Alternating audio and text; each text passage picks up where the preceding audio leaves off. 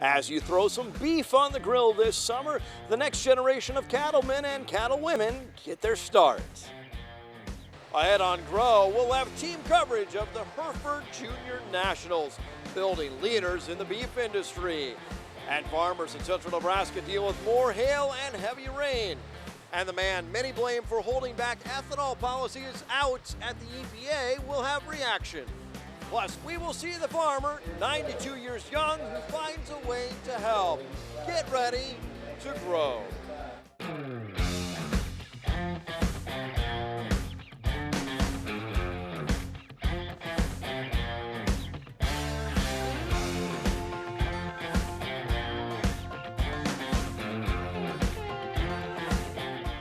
Wild weather strikes again as farmers in south central Nebraska take a pounding. This video is just east of Loomis at Highway 92 and I Road. Much of the corn in that area was hailed, stripping the crops up pretty good. One farmer who's seen hail in the past says it can do a lot of damage to their crops, but for these, he's lucky they weren't completely mowed down. It varies from storm to storm. Sometimes you can have real small hail, but if it comes with a lot of wind, it can do just about as much damage as big hail. And then, of course, how long the storm actually lasts. You know, if it's a quick storm, you know, just like anything, the faster you can get it started and over with, the better off you are. In that area and others, there's been some flooding. Extension educators say that can lead to reduced root volume, reduced water and nutrient transport through the roots to the shoots, and toxins can accumulate, waterlogged too long, and it could cause cell and root death and eventually plant death. The man many blame for holding back the administration from expanding ethanol opportunities is out. As you know by now, Scott Pruitt's resignation was accepted Thursday by President Trump. It comes just a couple of weeks after Pruitt visited Nebraska, where he talked about expanding opportunities for ethanol and support of year-round E15. We caught up with a former member of the Nebraska Ethanol Board who had been frustrated by the administration's position. Pruitt was catching a lot of hell because he wasn't supporting E15, and we went into the meeting in Lincoln, I don't know, it's been 3 weeks or more ago, expected a really Donnybrook fight in regards to E15 year-round.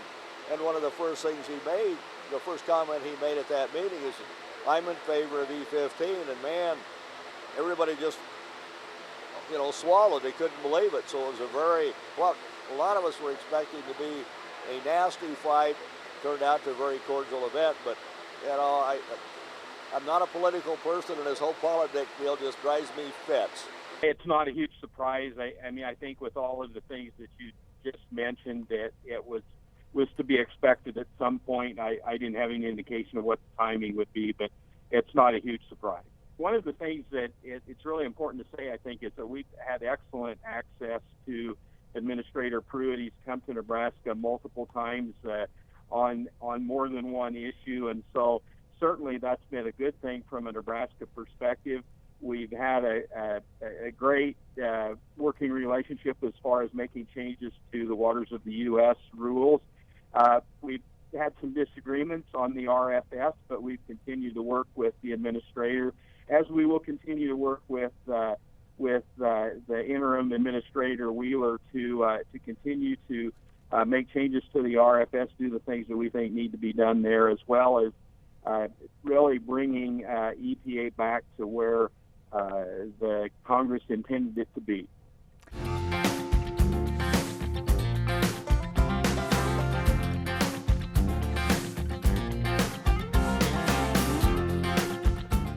Bringing profitability to the ranch. That was the subject of a Nebraska Extension workshop in Broken Bow recently.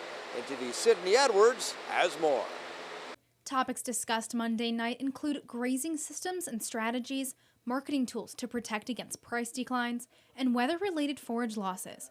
Troy Walls with the UNL Extension Office says when it comes to grazing strategies, the goal is to sustain enough grassland for cattle to feed on, and he says every plot of land can be different. And we like to be able to sustain that grass every year for our cattle. So we don't want to be overgrazing our pastures, because that can affect our production down the road. Then we have less forage for our animals the next year, and can also cause problems when we get into a drought situation. Some of those grazing systems could include season-long continuous, managed intensive grazing, and rest rotation grazing. One Litchfield rancher says he hopes to learn more about the types of native grassland out there and precipitation risk management programs. It seems that the new upcoming process is the cover crops on some of the dry land. We've had adequate moisture this year, so I believe that there's possibility of having several crops this year rather than just a one time and then our rain shutting off. Now, what about proper marketing tools to battle price declines? Jim Jansen, an ag economist with UNL, says when it comes to marketing, they're talking about strategies relative to the prices they're receiving.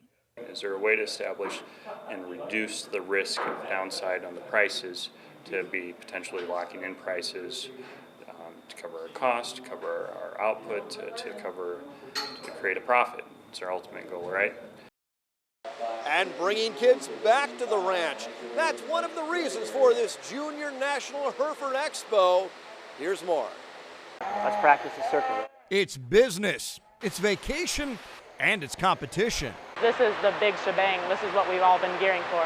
Whitney Steckel has grown up competing at the Junior National Hereford Expo. I was 8 at my first Junior National. The team from Loup County loves the science of producing better beef.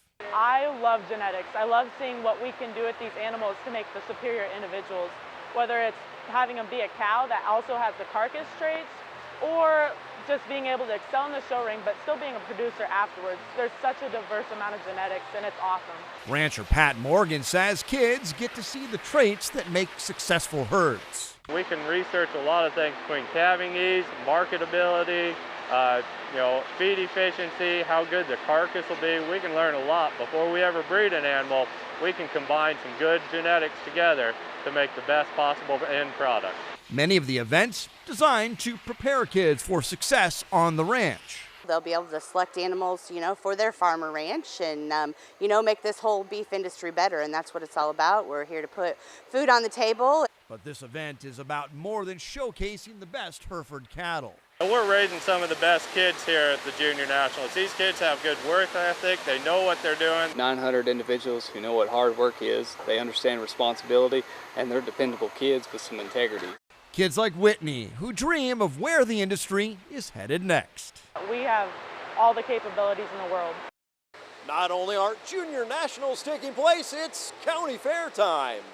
Our poll question, have you ever entered a project in a county or state fair? That could be open class or 4-H, youth or adult. Follow Grow on Twitter and check us out this summer as we spend Fridays at the fair. We've got much more from the Hereford Expo when we return. Plus, a 92-year-old farmer becomes a Twitter sensation. We'll learn more.